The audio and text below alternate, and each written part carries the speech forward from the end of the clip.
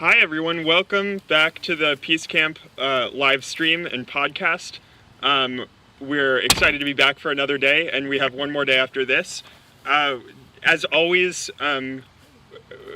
we just want to start off with introductions, and then we'll have a lot of stuff to talk about what we did, and so here we go. To start off, maybe we can go around and everyone can say your first name, your pronouns, and your school, and then we'll go to Wanda for the rest of the podcast.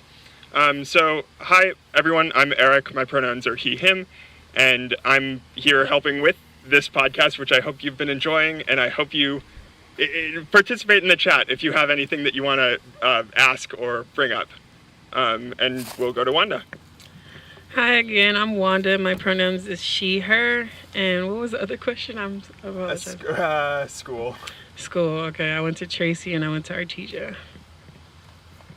Hi everyone, I'm Shiloh. I use they, them pronouns, and I'm a guest speaker. Hello, I'm Aggie. I use she, her pronouns, I guess. I go to Tracy. I'm Catherine. I use she, her pronouns, and I go to Tracy. Hi, my name is Jimmy, and I'm he, him. Hello, my name is Damien, and my pronouns are he and him. Drake Franco. Go to Jefferson High School. Darren, and I go to Jeff.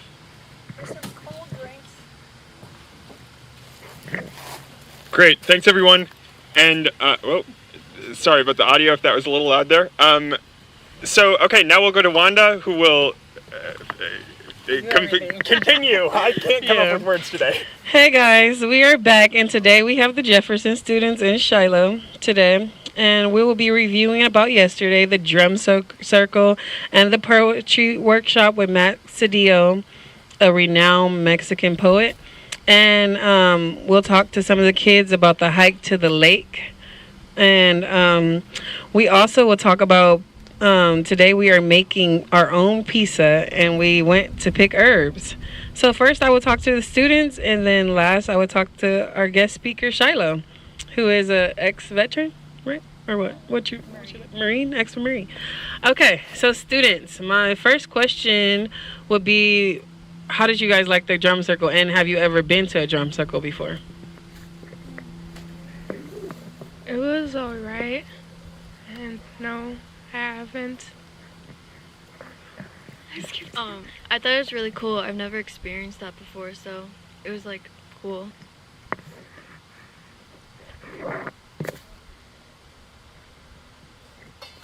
It was different. I liked it. It just felt good. I feel like I could do it all day. I've never been in a drumming circle, so I thought it was pretty cool. I thought I let kids express some creativity. The drum circle is kind of normal to me because I've already had a music class and I've already practiced with that stuff, so it's kind of normal. Hey. Okay, so for our viewers who don't know what a drum circle is when we all get in a circle and we have multiple instruments from different places of the world, Africa, different places. We also can take buckets and take sticks and hit on the buckets for a drum, and we get in the middle and we all make sounds, and it's like unity, and it's really fun if you haven't tried one. Some of our Tracy kids in the past, I don't know if they did it this year, but we have had drum circles. So, my next question for you guys is, how do you like the poet? But not only that, have you ever seen that type of poetry before? I thought it was really cool. What was the other question? Have you ever seen that type of poetry before? No. That's why I thought it was really cool.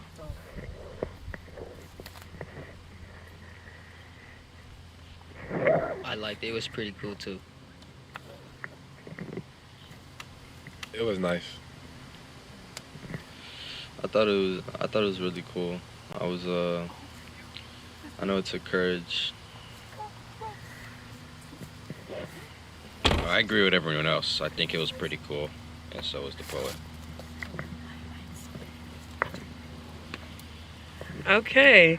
So, how did you think, like, when he had us write our own poetry? Do you guys think y'all did good? Do you think it brought out your inner poetry? Are you guys like, are y'all used to writing poetry? Like, yeah. Did you enjoy writing your own poem?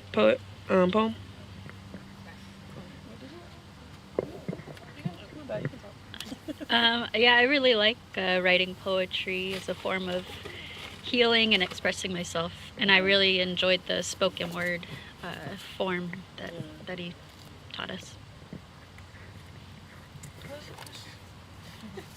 Oh, the question was, did you enjoy writing your own poem? Like, how Yeah. did you feel? It was pretty cool. It didn't really make me feel any way, I guess. It was just like normal.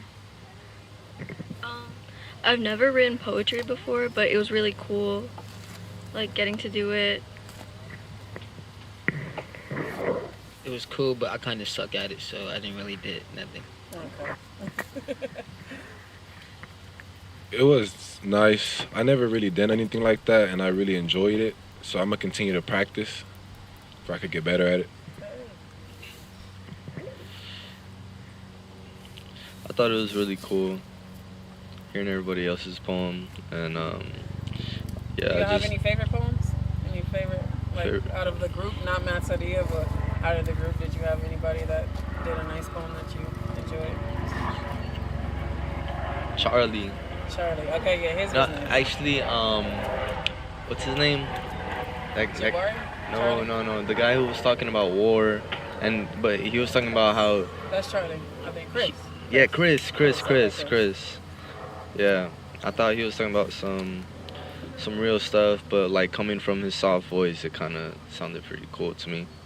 I always think it's good to put your thoughts on paper. Helps you learn about yourself. So I enjoyed it. I don't really write poetry or anything like that, so it was kind of cool because it was out of my comfort zone. Okay, so we heard that they have a lake here, and I guess it's spiritual or something like that. Like, we can't get inside the lake, but some of the people have went on a hike to the lake. So I really want to know, what did you see? Describe some stuff for us. Did you at least get to touch the water, or or did you not touch it? Okay. Anybody went to the lake? I did not. Some of y'all went. No. On the way to the lake, the path cut off, so we had to start making our own path. Oh my goodness! So is that scary? Yeah, it kept poking our legs, so we ended up just turning back around, and we didn't actually get to see the lake. Oh, okay. Oh my goodness. So I heard some of y'all was running. Yeah. Were you running? Yeah, we was running. Yeah. That's funny. Okay, so let me see what's next. Flies in the ear. Okay. And then today we are making our own pizza for lunch. Tell the viewers some of the spices that you guys picked that are fresh from the garden, and what are you gonna put on your pizza? I was really looking for basil, but it's not in season yet, so I think I picked rosemary. I just picked kale to put on mine. I just picked oregano. I just picked a lot of ingredients that they said could go on pizza. I'm excited to try that. We picked some beets. The farmers gave us a lot of beets. What else? Cilantro, cucumbers, strawberries, apples. Yeah, there was a lot of stuff. Yeah. I really just got cucumbers, but they were pretty big, so I was happy with the cucumbers. Cool. I just wanted to mention a comment in the chat that we have from Sandy that says, "Wow, fresh ingredients, yummy." Thank you, Sandy. We will let you know tomorrow how our pieces came out. And viewers, feel free to ask any questions because we are an open book. Okay, students, I have a few questions about the workshop today. So today we did a workshop where the students basically made their own measurable goals that they can take back home and make a difference in their communities, whether it's planting a garden, recycling, and I want to hear some of you guys' ideas.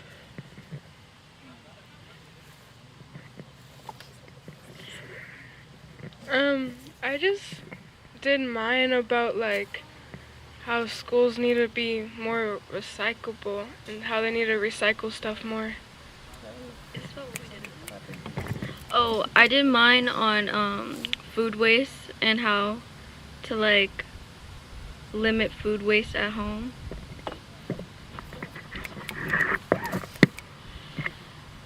I believe a lot of the problems that are going on in the world is because people have weak mentalities, like weak mindsets. So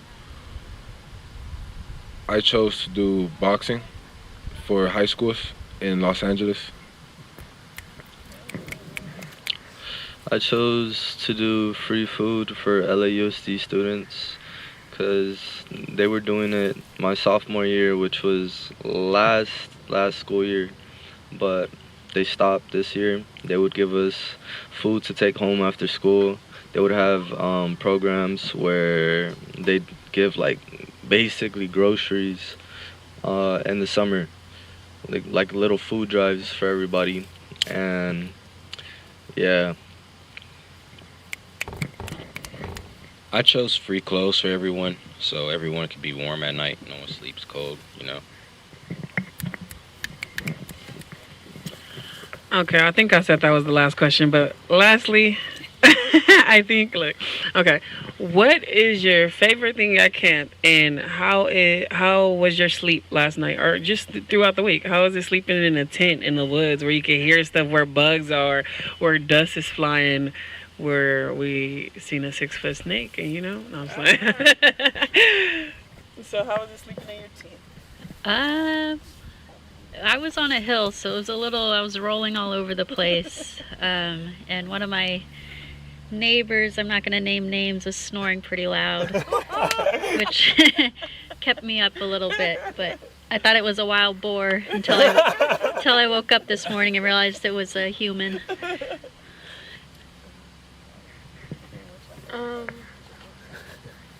What was the question? The question is, what's your favorite part about camp so far, and how have sleeping in tents in nature been? My favorite part about camp has to be just hanging out with my friends and stuff. And I really like the tire swing and the trampoline. It's really nice, and like just hanging out with your friends there is really cool, especially because it's like in the woods. It's okay sleeping in a tent. I mean, the ground's kind of hard, and it's really cold at night, but it's whatever. My favorite part about camp is probably that like we're surrounded by nature, and like we're not used to that, so it's cool. It's really pretty. And sleeping in my tent was okay, but it gets really cold. My favorite thing about this camp is just hanging out with my friends, and that's all. And How was just sleeping? How was sleeping it was in pretty nature? cold. Yeah, It was pretty cold. that's it. I was Have you seen any suffering. bugs? No bugs, but I was suffering. My favorite part about camp is the beautiful view. I feel connected to the earth, and it just feels so good to just not want to pull out my phone. Like, I don't feel a need to pull out my phone in any type of way. Yeah, it feels really good getting away from the city, coming here with the homies and getting to meet new people and interact, engage in activities where we could bond and just learn new things together. It's really nice out here. How did you sleep? I was tossing and turning on my shoulders for like a minute, but I was able to get some good sleep. I sleep pretty comfortable, but I'm kind of cold most of the time. But it's so pretty comfortable. Okay. Yeah. And I really just like hanging out with my friends here. So yeah. Just wanted to point out a couple more comments from Sandy. Says more fresh organic from local sources. Yes, and also Sandy was laughing at the wild boar story. Okay, Pat, do you have anything to say today? I just got to say it's been so exciting listening to four of our students who were teaching our lessons today. Eva Rodriguez and Maurice, he was awesome. And we also had with us two other teachers as we went into the field. We had Travis and we had Vincent Flores, and they both come from Tracy High School. And we were really proud of them. They took us through the garden and showed us what plants and how to treat them and be respectful of the land. And that was really helpful and fun to watch our students learn so much. Plus, we got to meet one of the gardeners out there, and he just pulled some onions for us. We're going to be munching on that tonight on our pizza. Woo! Woo! Okay, students, you may be dismissed because now it's time for Shyla. So today we are interviewing Shyla. You can stay. Yeah, you can stay. I'm sorry, but if y'all wanted to, yeah, you can stay. Okay, my bad. I'm sorry. Okay, we're interviewing Shyla, and let me give her the mic so she can introduce herself and tell you guys a little bit about her. About them. Thank you, Wanda. I'm Shiloh. I'll be running a workshop in a little bit here, maybe. I don't know. We're a little behind. With the students about my experience in the Marine Corps, being deployed a few times, and just answering any questions that they might have about the military.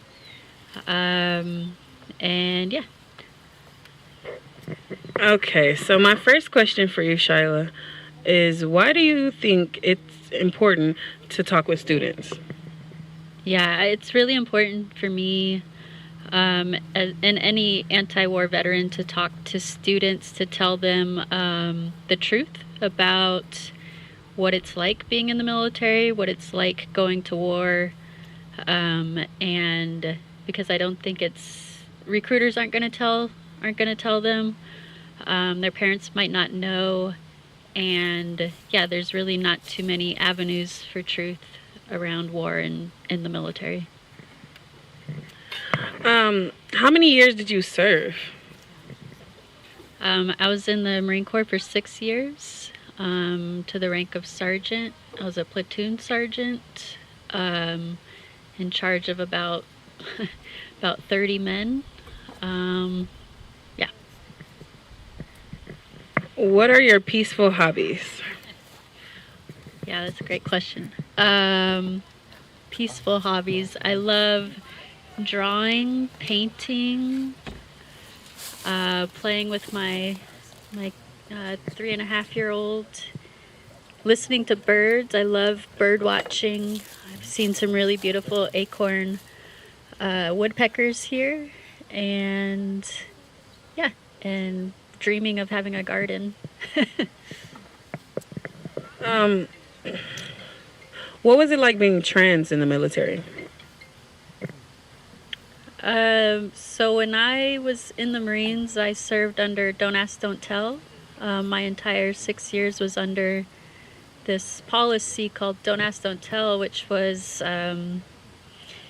basically if you don't out yourself, no one's allowed to ask you if you're queer or trans or gay or trans.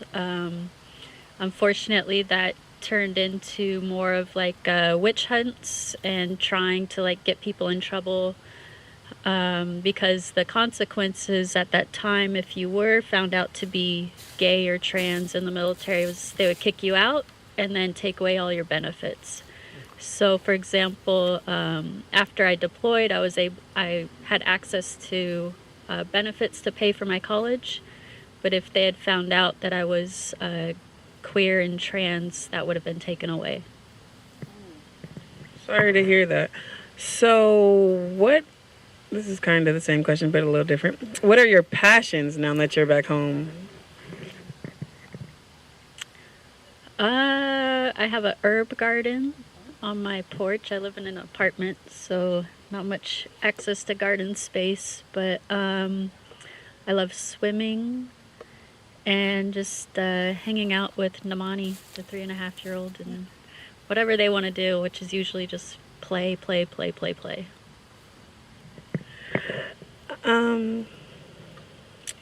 Earlier when we were talking, you mentioned that you used to be a teacher. Will you ever be a teacher again?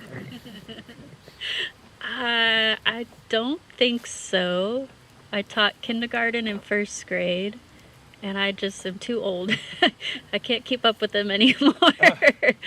But maybe in a different way. I don't want to teach in a public school system anymore, but maybe in a different way I can work with students in the future. And what if your child grows up and wants to join the military? What are some great advice you would tell them?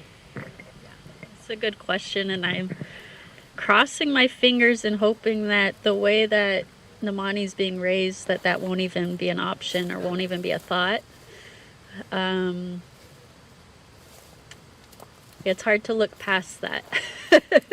I think that the way that they're being parented, that to just know the harms of the military, the harm that the police perpetrate, that they won't even think about joining. So during the poetry slam, I heard you say in your poem, United Snakes, and that really stood out to me. Where did you get that from, or how did you come up with that? Yeah, I'm trying to remember. I think it's actually from a song. I think it's a song from maybe the early 2000s called the United Snakes of America. Oh, okay. Yeah. My last question, what is some important advice that you would want to leave the students? And before you answer that, after you answer that, the students would like to ask you their own questions. So what is some important advice you would leave the students? So much. I think outside of just telling my personal story, some advice I would give is do all as much research as you can into if you're thinking about joining the military, do as much research as you can before. Know your rights. You do have rights.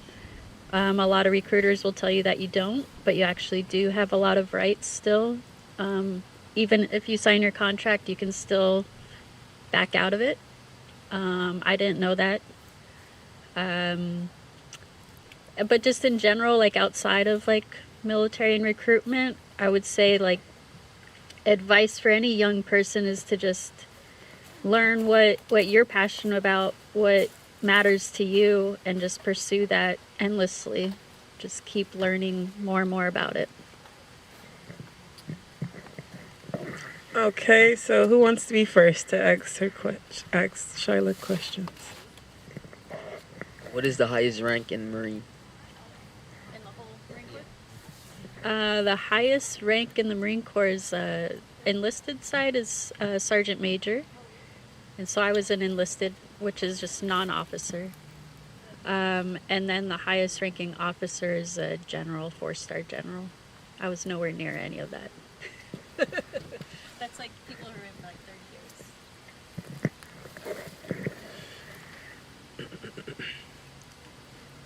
Damn, I forgot what you said that made me want to ask you this question, but I think you were talking about like why kids want to go to the military, and I know I'm considering it, and I know a couple other people who are, and why do you think kids nowadays want to enlist in the military? Yeah, that's a really good question. I mean, I'm also going to ask you the question, why you're thinking about it. I think that a lot of people join the military now because of something that we call the economic draft. or the poverty draft. So because of all the circumstances that we live in, right? You can't easily go to college. You can't easily pay for college. And the military offers that. Or maybe you don't have access to housing or healthcare. The military offers that.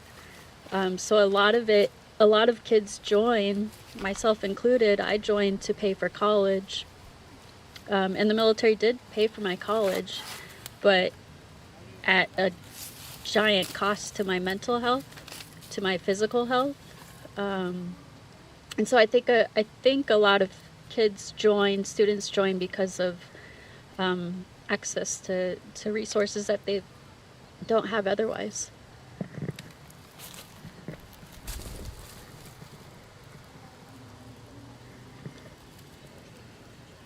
All right, so now I think we're going to go to Gary for a moment.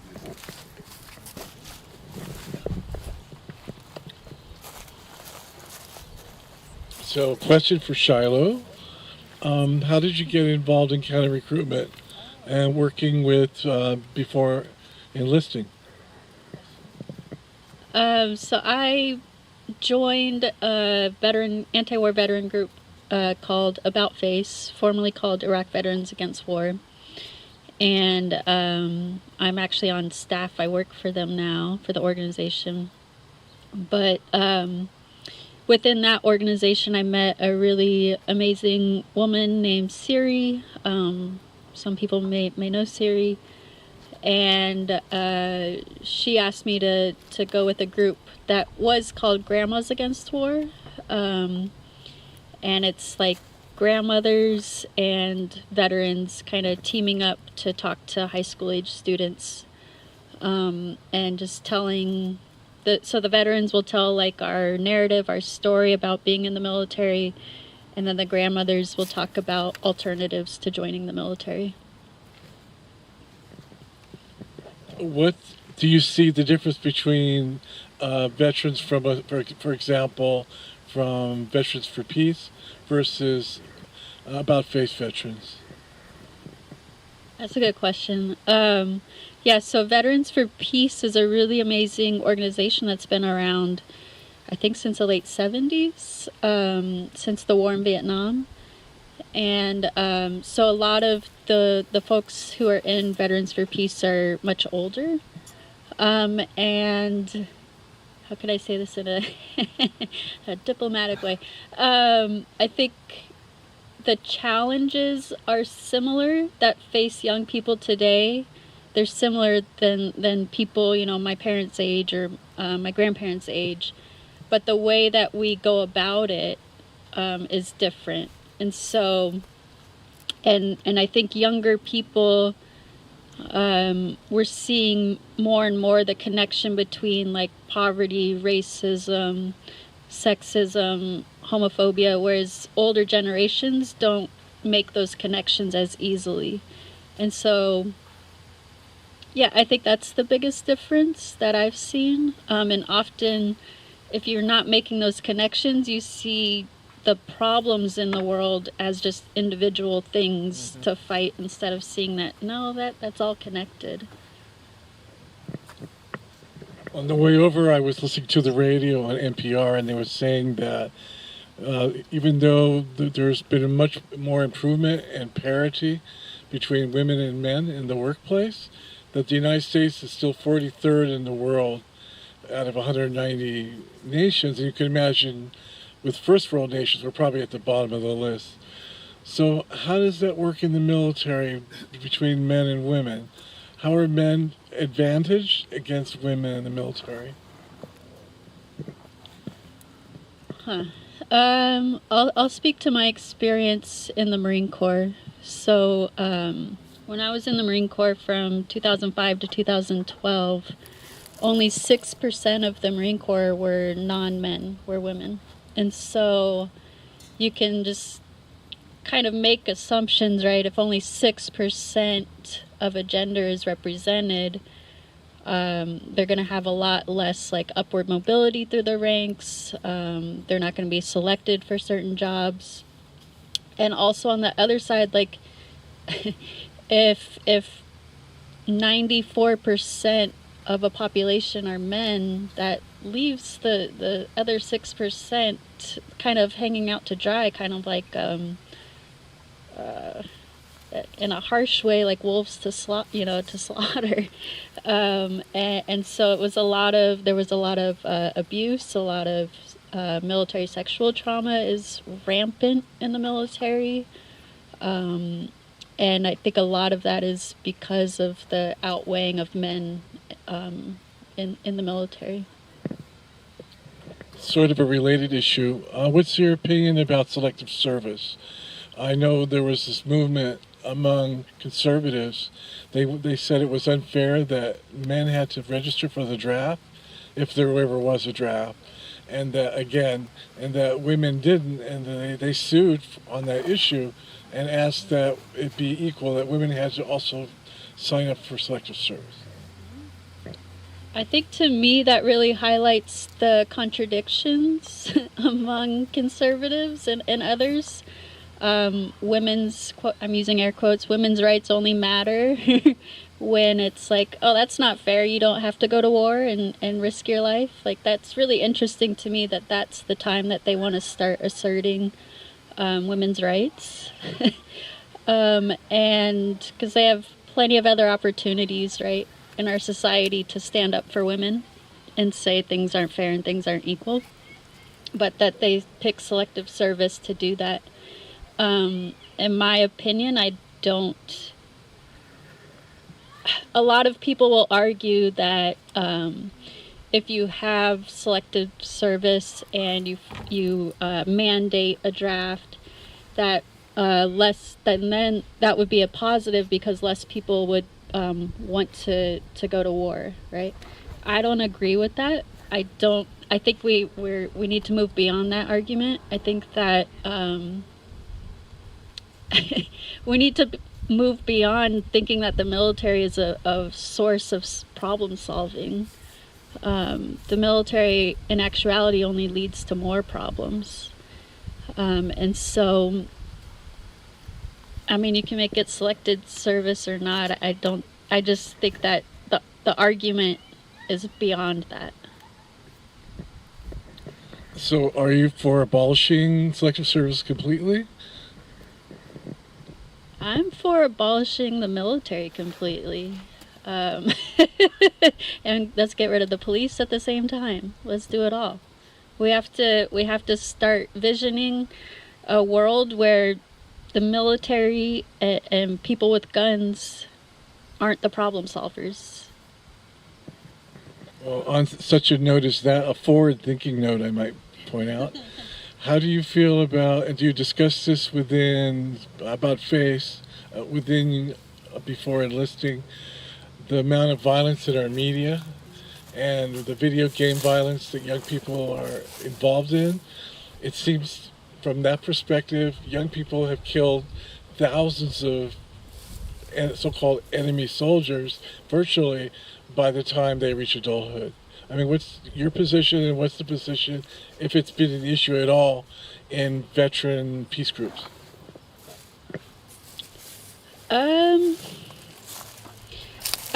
I'll speak for About Face. We're anti-militarism.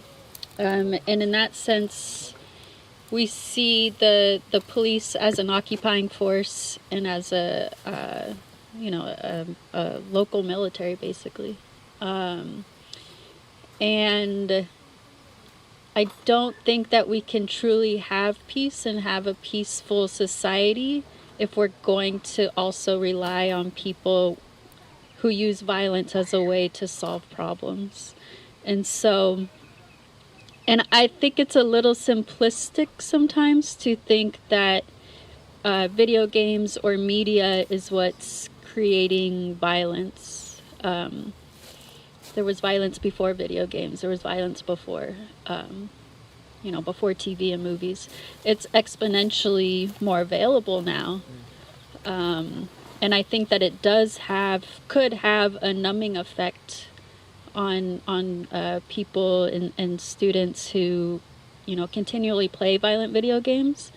but I don't think that that is like causal to violence. I think it's related, but I don't think it's like if you play video games, you're gonna do violent things.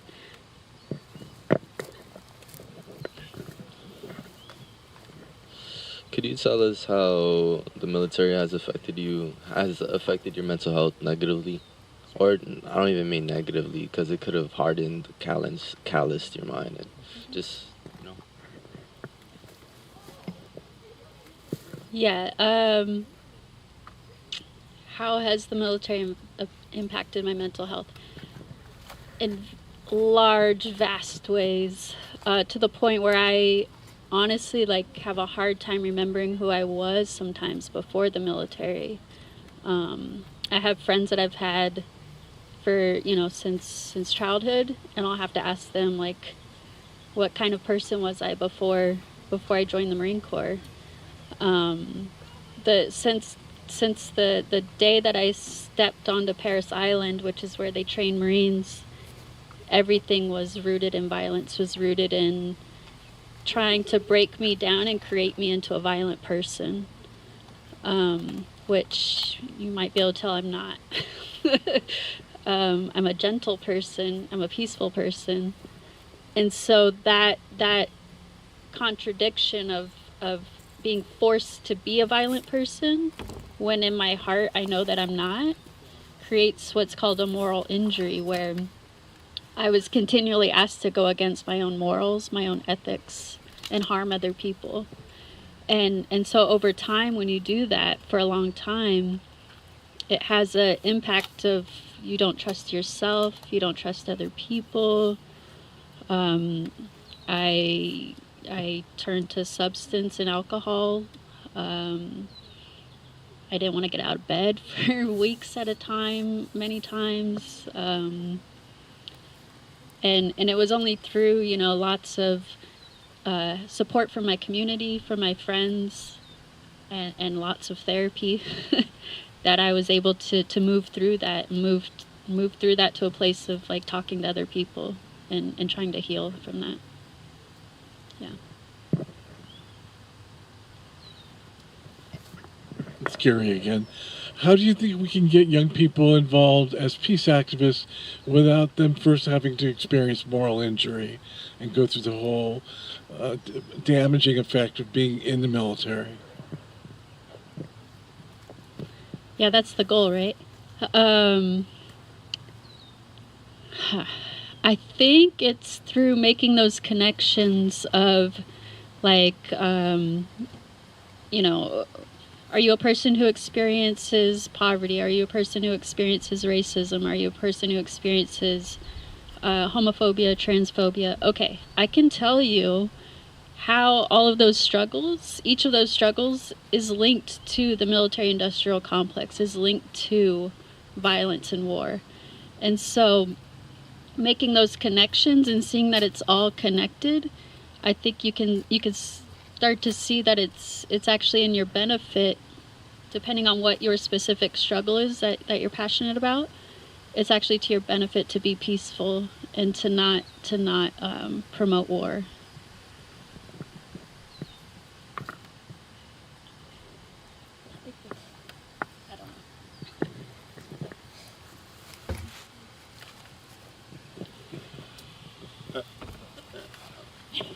Well, we personally would like to thank you so much for giving us all this good information, all this good insight. I want to thank you earlier for giving me some good education on trans words and, just to be respectful and to welcome you. And we are really glad that you're here, and I hope you continue to enjoy the rest of your trip and have a safe travel home.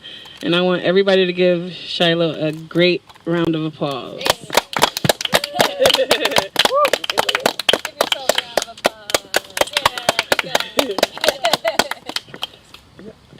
Okay, well, that will conclude our podcast for today. Thank you guys for tuning in. Thank you guys for your great comments and your questions.